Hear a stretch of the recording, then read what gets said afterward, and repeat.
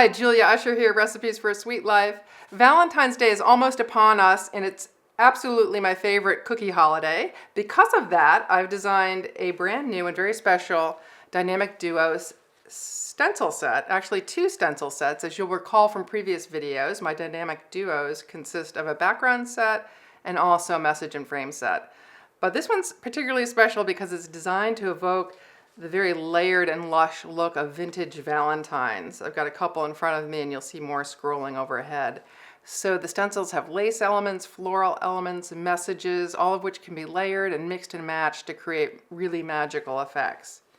As you may also recall from previous stencil videos, I often start by showing how to use the background set all by itself, and then I advance to showing the background set used with the message and frame set. You've seen that before, so in this video I'm just going to show the 2 sets working together, and then I'm going to advance on to some really fun and sexy stuff, which is adding some dimensional elements to these cookies. So we're going to cover a number of different things: wafer paper flowers and lace, rolled fondant appliques that will be floral appliques, and in addition, we're going to be doing some royal icing transfers, some message hearts. So in addition to all the stenciled embellishments I mentioned, I also have some old standby elements that I'll be potentially using as well. I call them old standbys because I've covered them in other videos. They include royal icing roses and bows made of modeling chocolate or fondant. So let's talk about what we'll need for this project. So you'll need a few iced heart cookies, as many as you want to make. Because I'll be stenciling on top in darker colors, I like to have a relatively light background. Here I'm using white, but you could use pale pink or pale yellow, pale blue. You just want to make sure that icing's hard all the way through because we'll be applying some pressure as we stencil on the cookie.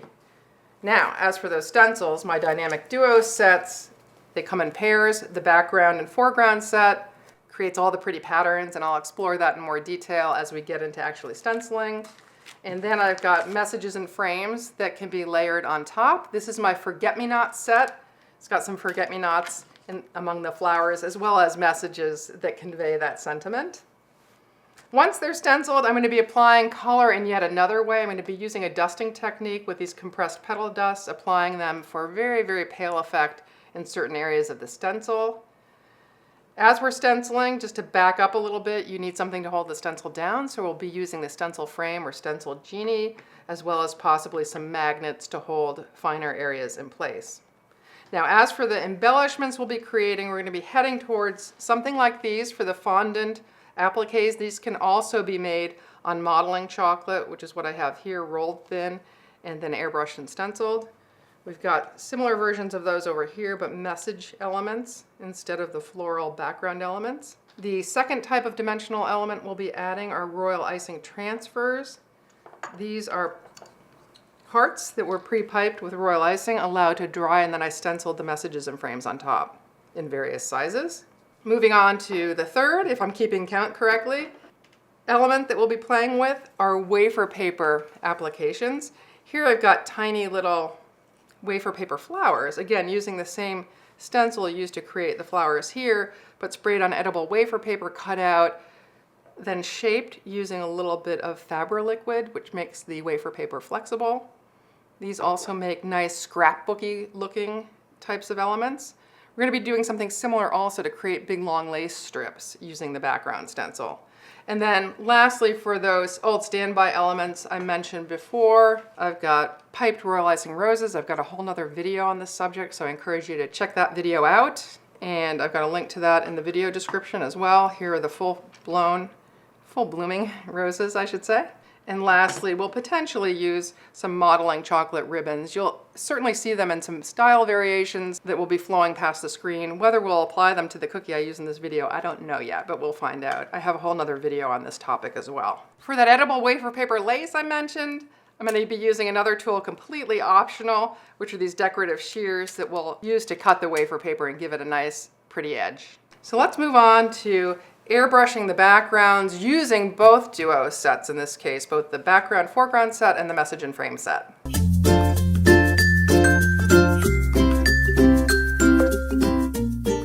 So we'll be airbrushing. Of course we need airbrush colorings. I failed to mention those earlier, but they are critical for this project. This is a 5-color project, and some I also put a touch of yellow to make 6 colors. However many colors you want to use is really up to you. The fewer you use, the faster the process. But I like things complicated. I'm a more is more person, so we're going to use 5 today. I've got an avocado or kind of moss green color, a deep pink, which is really actually a light pink, a maroon. These are well-used colors. You can see by all the coloring on the labels. I'm also going to be working with a metallic, a bronze sheen.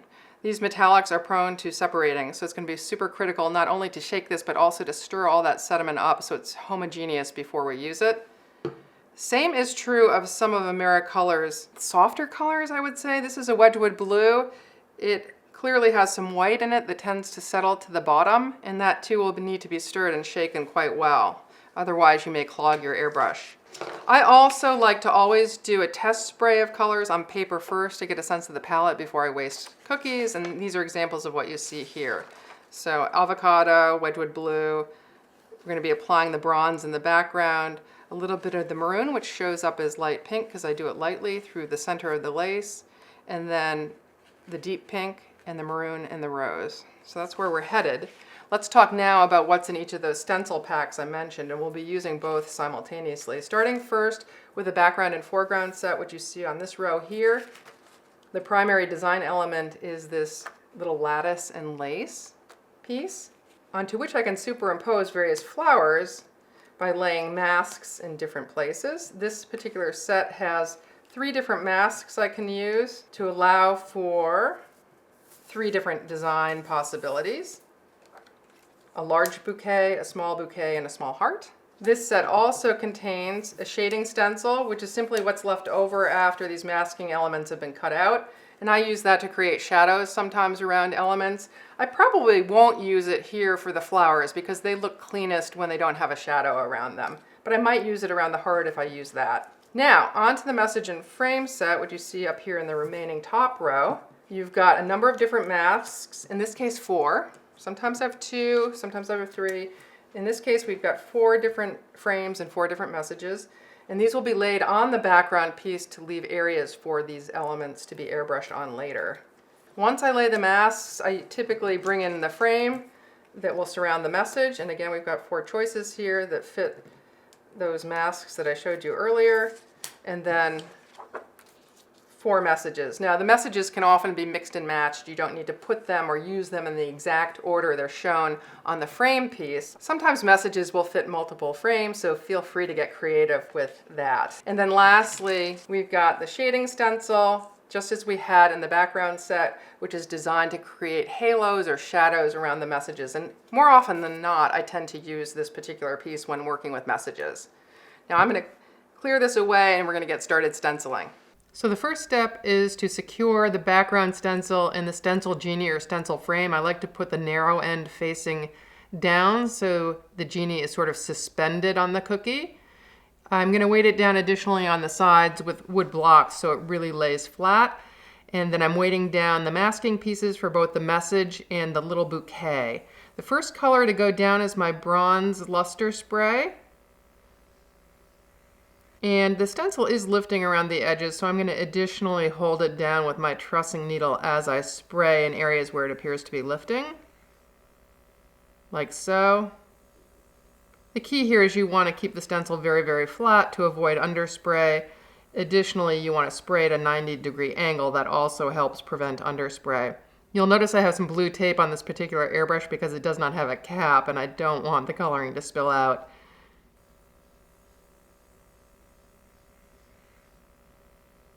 And we'll just finish up with the bronze, lift off the stencil, and ta-da! Looking good. My next step is to shadow around the message. So I'm laying the shadow or shading stencil and using my quadrant masking tool to block off the rest of the area, just spraying at a distance to create a halo effect around the edge. Now moving on with the same color to the floral element, starting with blue, then pink, dark maroon in the center, and green for the leaves. Again, spraying at a 90-degree angle to prevent underspray. That looks great. Now my next step is to lay down the frame. Again, I've masked off the parts that I don't want to color with my quadrant masking tool.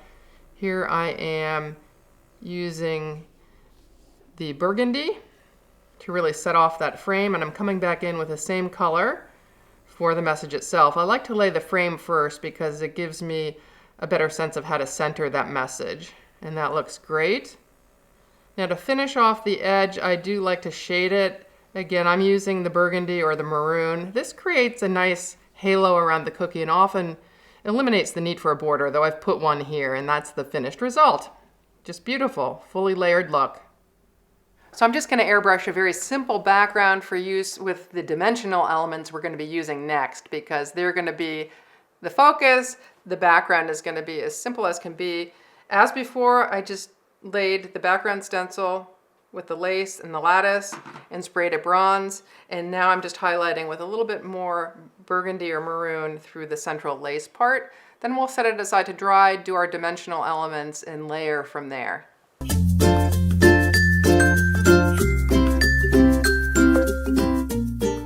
Okay, with that basic background all done, we're on to our dimensional elements. And the first one I want to talk about is a dimensional royal icing transfer. We're going to make up a little puffy heart and then stencil on top of it using the same stencils from my duo set. So ultimately where we're headed is towards something like this, either a big heart with both a frame and message in use, or a small heart with just the background set in use. The small heart is on the background stencil on this particular set. Now, I said these are royal icing transfers. That's because the royal icing is first piped onto some other surface than the cookie. In this case, I'm using acetate because acetate doesn't buckle as much when the icing dries. You can use parchment paper, but as the icing dries, it'll tend to get more curvy. So if I'm doing big transfers like this, I like to use acetate. It takes a little longer to dry transfers on acetate, but again, they'll misshape less and be less likely to crack. So you'll pipe them, allow them to dry. When they're dry, they can be removed, and then we can stencil on them. Actually, though, I like to keep them on the acetate as long as possible if they don't pop off on their own, so they're attached during the stenciling process. But first, let's talk about what's underneath all of this on this cutting board. And that's the template I'm going to use for stenciling. I've got both the big hearts here as well as the small hearts. Orient them on the edges of a cutting board or a sturdy surface, because once I'm done piping, I like to move this away and move on to something else.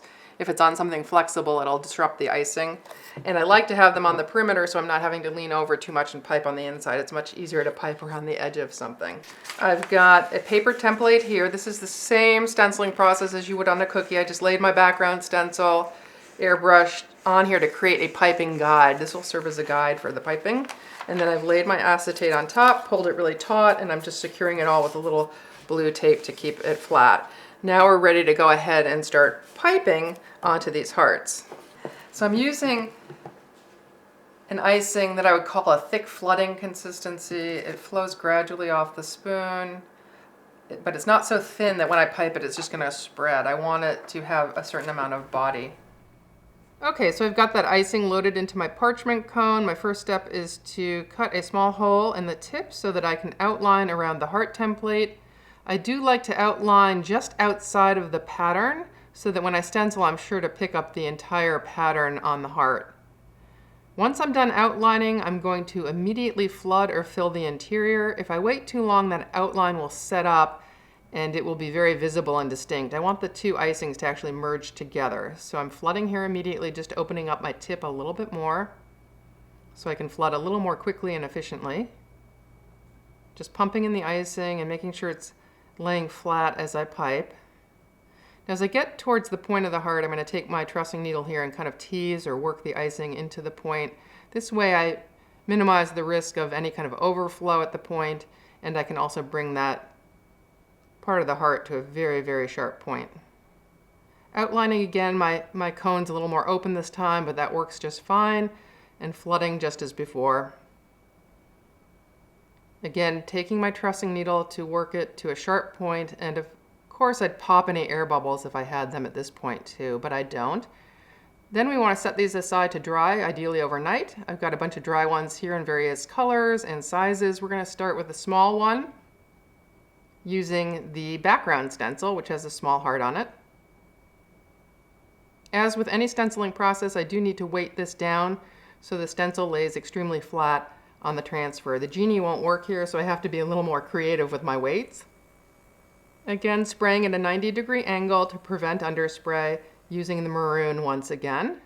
And that looks great. At this point, I could take it off the acetate, but I'm going to leave it on for now. Now we're going to move on to a big heart, and I'm going to use my message and frame set instead, starting first with the frame, again weighting the stencil just as I did before. That looks good, except I didn't quite get it centered, so I'm going to correct that a bit later. But first, let's get that message down. And you'll see it's not quite centered, so I'm going to come in with some blue and actually shade around the edge at a distance to kind of minimize the degree of white showing on one side. And this will create a slightly different shadowed effect. So I've got the shaded one on the left and an unshaded one on the right.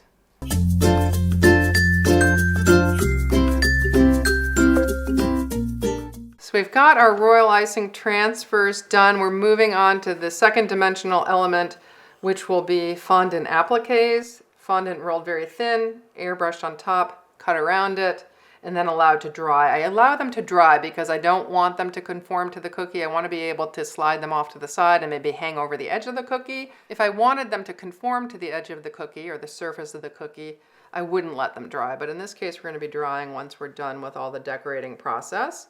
So you can do them in messages using the message and frame set, like these examples here, or you can do some pretty flower versions. I'm going to do a flower version since we've worked with some messages already. And I've got both a large flower in the background set, as you recall, as well as a smaller flower. We're just going to do the small flower. Okay, you want to start by rolling out that fondant. You can use modeling chocolate too, which is extra tasty. The first step is to pat it relatively flat. If you try to jam a whole ball of fondant through a pasta machine, you'll just shred it to pieces. I start also on my number 1 setting, which is where the roller blades are furthest apart, again, to kind of ease it into the rolling process. And then I will gradually advance it to narrower settings until I get it the thickness I want, which is about 1/16 of an inch thick at the number 3 setting. Now I'm going to pick up this small floral pattern, just lay it on top of the fondant and weight it down. Airbrushing just as I did on the cookie, with pink and burgundy on the rose, blue and the forget-me-nots, and green for the ferns and leaves. Now, to get into these really tight areas, you have to operate very, very close to the stencil, about an inch away. Otherwise, you'll get overspray of colors into adjoining areas where you might not want it. That looks great. While the fondant is still pliable, I want to do a rough trim. I don't want to completely trim it at this point because I can misshape the fondant because it's still stretchy. So I'm going to do a rough trim and let it dry for a couple of hours until it's a little more firm and easy to pick up. But you don't want to dry too long, as in this case, because you will chip the fondant when you try to trim it. So again, just a couple of hours. It'll still be somewhat flexible, but not so floppy, and then you can trim it out much more safely. To get into these tiny areas, I use the tip of my paring knife or my trussing needle. This takes a little bit of time, so plan ahead. I just continue all the way around until it was completely trimmed out, and then I dry it overnight until it's set up completely firm. This way, when I place it on the cookie, if it overhangs an edge, it's not going to flop over the edge. It'll stick straight out, which is the effect I want.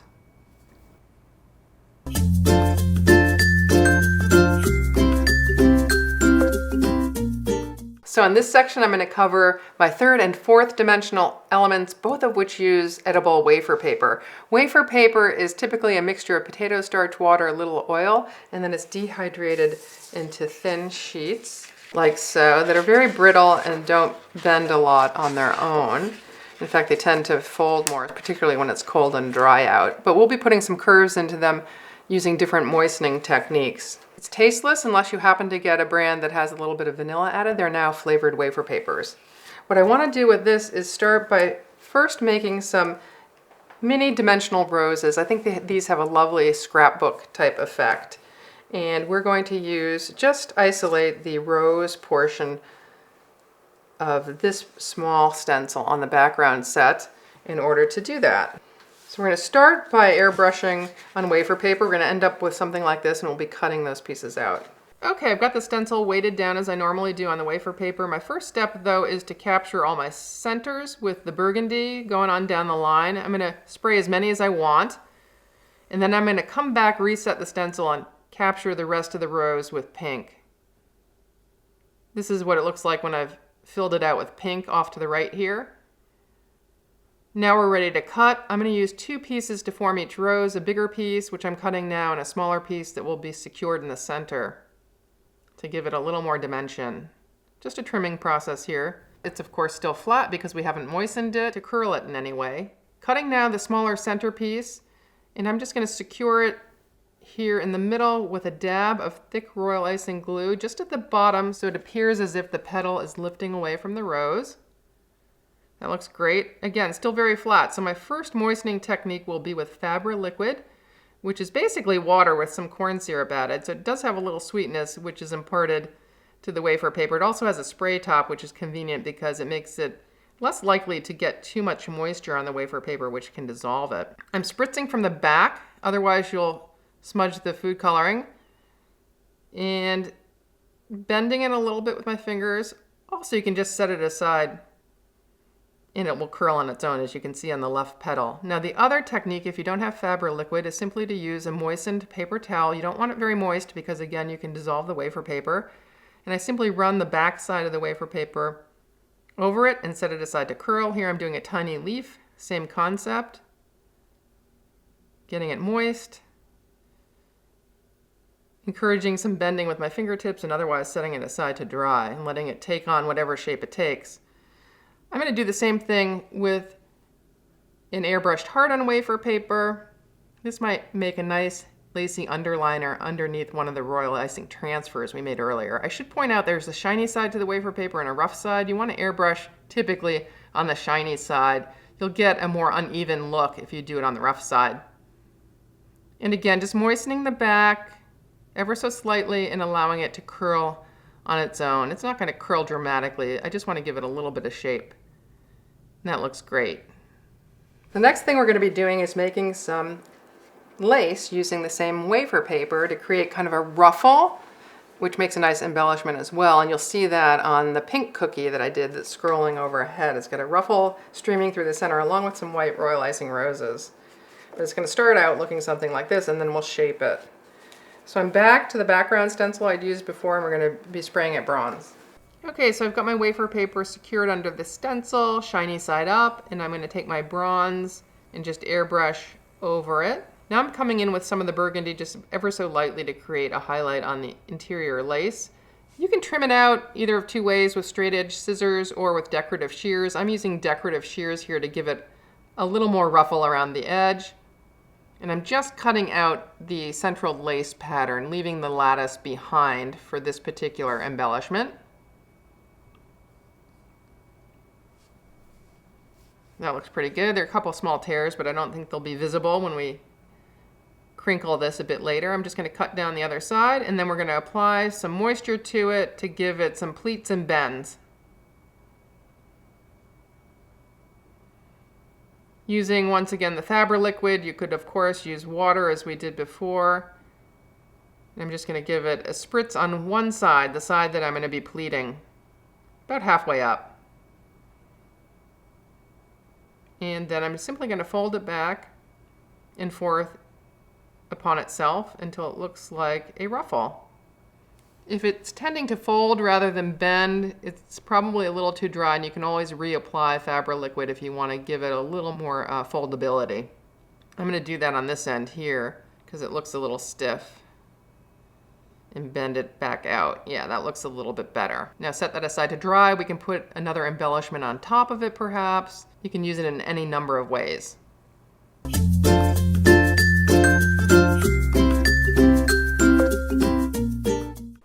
Okay, we've got all the embellishments made. Before I start decorating, I like to put them all in front of me and organize them by type. So I've got the royal icing transfers, the fondant appliques, both message versions and floral versions. I've got a little bit of wafer paper lace, my wafer paper flowers, and then my additional royal icing roses. I think I'm going to pass on the chocolate ribbons I talked about, but they make lovely embellishments too. You'll see some on a cookie scrolling above that I made earlier. But before we start attaching this stuff, I do want to get a border on it, allow that a little bit of drying time, and I also want to give it a little bit more color. It's very binary here. It's just burgundy, actually it's Americolor maroon that I used, and the bronze Americolor. So to give it a little bit of color, I've got the perfect guidelines in the lattice stencil that I can color within. So I'll be using a dusting technique which takes advantage of a dry brush, a dry cookie, and dry petal dust. These are compressed petal dusts, which are quite rigid. I have to use a very stiff brush, short stiff brush, in order to get the color up on the brush. But this will leave a very subtle suggestion of color, which is all I want in the background. I want the foreground elements to really pop. Okay, I'm going to start first with some yellow, but I do want to test it first on my paper towel to make sure it's the right color and intensity, and that looks really good. So I'm going to move on over to the cookie and just gently rub the dust into the dry icing. This will give a nice soft effect and should stay unless you were to really aggressively try to rub it off. Now, as far as the blue goes, I think I'm going to use it to highlight the lace along the edge, and for this I've switched to another brush. I like to dedicate one brush to dark colors and one to light colors so I don't commingle, especially dark colors, into lighter dusts. Now for a test layout, I think I'm going to use those big fondant appliques, some royal icing roses, and perhaps some wafer paper flowers as well. We'll see, but that looks pretty good so far. Before I get too far along though, I do want to lay down a border and let that dry because I've got a lot going on with this cookie. I'm going to do a simple beaded border, as I often do with icing of beadwork consistency. I do have a link to my royal icing recipe with consistency adjustments in the video description, so do check that out. And we're going to just proceed all the way around. Now if it looks like I'm piping super fast, that's because the video has been accelerated. I'm actually a pretty slow piper, so don't get alarmed if you don't pipe this fast. And I'm coming here now to the end. That's looking really good. And we do want to let that dry simply so that when I put the decorations on top, I don't mess up the border. Now that could be a cookie in its own right. It's beautiful, but I'm a more is more person, so let's lay down those decorations. Now I'm using thick white royal icing glue. The thicker that icing is, the faster it'll dry, and it just makes the arranging process that much easier. I'm going to move this fondant element down a bit because I don't want it obscuring that beautiful lace too much. That looks pretty good. So simply a pasting process here with a little dab of glue on the back. I like to use white because if I do misplace, it's much easier to clean off the cookie than any other color. Same process with the second applique. And then I'm going to move on to the next largest element, which is the roses. They started out pale pink, and I highlighted their interiors with that same dusting technique to give them more dimension. Here I'm using a slightly darker pink just to accentuate the centers. Some wafer paper roses are going to look really good too because I just want a slightly darker pink in here. I just love this scrapbooking effect. It lends so much interest. Continuing with the big elements, I tend to work large to small, filling in gaps with the smaller pieces as I get closer to the end of the decorating process. And I just want to put one more wafer paper flower here to balance out the color across the overall design. Now I've got some big gaps underneath the base of my roses, but no worries. I'm going to come in with some thick green icing and pipe some leaves around them to cover those gaps. But first, let me hit this bud with a little more dust. Okay, that's looking good. Now let's attack those gaps. For the leaves, again, I'm using a relatively thick icing because I want the icing to hold its shape, pushing and then pulling back and releasing to create a point. I've got a 349 Atico tip in here, and then I'll move to a 349 Wilton tip, which is even smaller. Even though they're numbered the same, they're actually slightly different sizes, as you can see here. And this is just a great way to conceal all those seams between the flowers and the other elements. So pushing to create a bead and then pulling back is the basic piping technique here. And if I wiggle the tip as I press, I'll create a more variegated leaf. If I want a straighter leaf, I just press and pull back. So here's the lovely I just finished. It's so beautiful and very layered, again in the style of those vintage Valentines that were my inspiration for this project.